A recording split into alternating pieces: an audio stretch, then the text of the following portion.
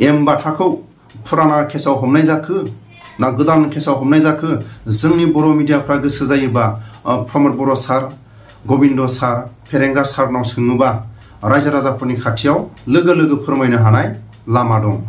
LFB সেনাধ্যক্ষ M বাথাক গ্ৰেপ্তাৰ কৰা হৈছে।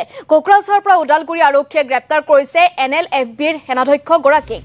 माखासे फिथाइ सामथाइखौ जों जेलाव हैनो हानाय नंला मानो थाखाय माना साननैसो सिगां माखासे फिथाइ सामथाइखौ हैनो हायोमोन नाथाय साननैसो बन्द जादों होननानै जों जेलार सारनिफ्राय जों खोनानो मोनबाय।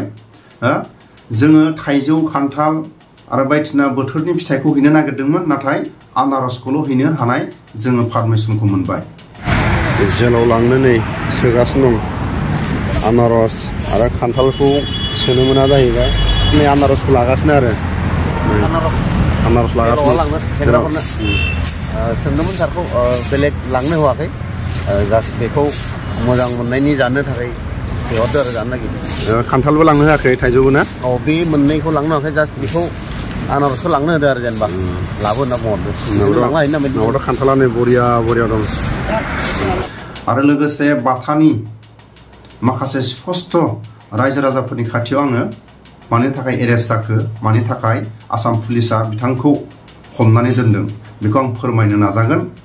दिनैनि समाव आं फोरमायो दुखु नांदों बर' हारिनि आयेना आलादा आसामिसफोरनि आयेना आलादा नामा बेफोरखौ स्पष्ट फोरमायनो थाखाय जोंनि बर' मिडियाफोरनि खाथियाव आसा खालामो। एम बाथाखौ मानि थाखाय हमखो गोसो जायोबा जोंनि बर' मिडियाफ्रा गबिन्द सार फेरेंगा सार प्रमद बर' सार बिथांमोननाव थांनानै जुदि सोङोबा एम बाथानि मानि थाखाय हमखो फुराना केसनि थाखाय हमखो ना गोदान केसनि थाखाय हमखो बेखौ स्पष्ट खोनानो मोनगोन। आसाम पुलिसा मानि थाखाय हमखो आसाम पुलिसनि खाथियाव सोंनो हाया प्रमद बर' सारनाव थांनानै सोंनो हायो जोंनि बर' मिडियाफ्रा सोंनो हायो आरो स्पष्ट प्रमद बर' सारा बुजिगोन एम बाथाखौ मानि थाखाय हमखो फुराना केसनि थाखाय हमखो ना गोदान केसनि थाखाय हमखो दिनै रायजो राजाफोरनि खाथियाव जोंनि बर' मिडियाफ्रा लोगो लोगो फोरमायनो हायो। नाथाय जों आसामिस मिडियाफोरखौ जोङो नायोबा माखासे आसामिसफोरनि जिबायदि माखासे स्ट्रं मिडियाफोरनि बेखौ जोङो बयबो बरायो जोंनि बर' मिडियाफोरखौबो जों बरायो नाथाय माखासे खामानिफोरखौ मानि थाखाय बेबायदि इमारजेन्सि हरखाब बर' रायजो राजाफोरनि खाथियाव जोंनि बर' मिडियाफ्रा मानो फोरमायनो थाखाय माखासे एडभान्स खामानिखौ मावनायखौ नुवा। नाथाय आं बेखौनो आसा खालामो जोंनि बर' मिडियाफोरखौ जों गोरोन्थि सानबा जानाय नङा। माखासे पावार माखासे दैदेनगिरिफोरनि हेफाजाब नांगौ नाथाय जोङो आसामिस मिडियाफोरखौ सोरबा आसामिसफोरखौ जुदि सोरबा गोरोन्थिनि थाखाय हमोबा सोरबा दैदेनगिरिफोरनि खाथियाव लोगो लोगो सोंनाय फिननाय सोरबा एरेस्ट खालायग्रा बिथांमोननि गोजौ थाखोआव सोंनाय फिननाय बेबायदि आसामिस मिडियाफ्रा लोगो लोगो माखासे सोंनाय फिननायखौ माखासे रायजो राजाफोरनि खाथियाव फोरमायो।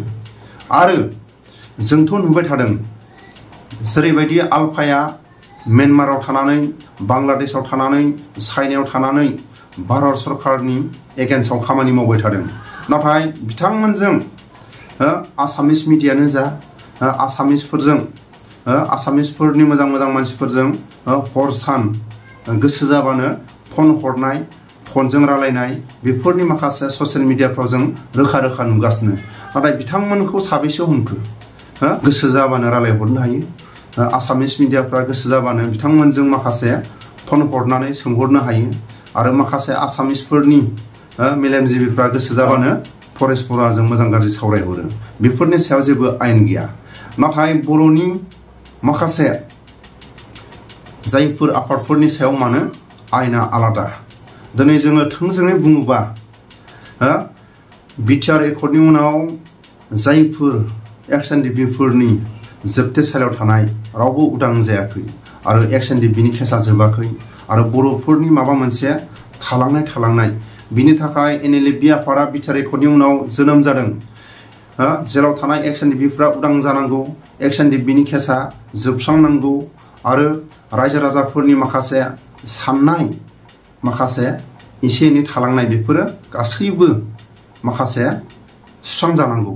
बिनि थाखाय NLFB आफादा जोनोम जानायनि उनाव बिटिआर सरकार, आसाम सरकार बिथांमोनखौ लेंहरनानै माखासे सावरायनो थाखाय बिथांमोनखौ लेंहरबाय। नाथाय दिनै थोंजोङै नायोबा जायफोर NLFB आफादनि गेदेरमा दैदेनगिरिफ्रा बिथांमोननि केदारफोरखौ गाननाय जोमनाय, जानाय लोंनाय, देहानि माखासे थानाय जानायफोरनि नाहरोबा जेरैबायदि जेंनाखौ जों नुहुरो। नाथाय जोंनि बर' थिखादार, बर' माहाजोन, सोरबा बर'नि माखासे गेदेर गोलावफ्रा NLFB केम्पआव जानाय लोंनायनि हेफाजाब हरो ना हरा? नाथाय जों गुवारै जुदि नायोबा मालाबा समाव सोरबा NLFBनि सेंग्राफ्रा सोरबा मोजां मोजां थिखादारफोरनाव जानाय लोंनायनि, गाननाय जोमनायनि, माखासे देहाफोरनि मुलि बायनो, बिजिफोरनि माखासे मेडिसिन बायनो थाखाय सोरनावबा हयथ' माबा मोनसे डनेसन बियो जानो हागौ। बिनि थाखायनो आं आसा खालामो जायफोर NLFBनि साफा सानै माखासे गाननाय जोमनाय, जानाय लोंनाय आरो माखासे देहानि मेडिसिनफोर बायनो थाखाय सोरनावबा थिखादारफोरनाव डनेसन बिनो थांनायाव सोरबा रेकर्ड खालायनानै दिनै बाथानि सायाव हयथ' माबा मोनसे केस जाबसिनदों जानो हागौ। नाथाय सोरबाफोर अननानै हरनो नागिरनायाव मालाबा समाव बाथाया सोरजोंबा फनफोर हरदों जानो हागौ।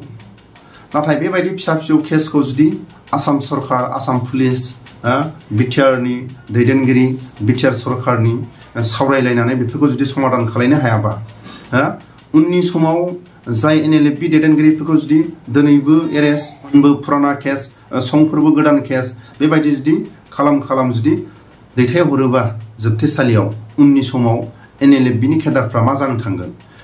बेफोरनि माखासे जुदि सानस्लाबनो हायियाव माबा मोनसे जायोबा बिनि माखासे दायित्वखौ सोर लागोन?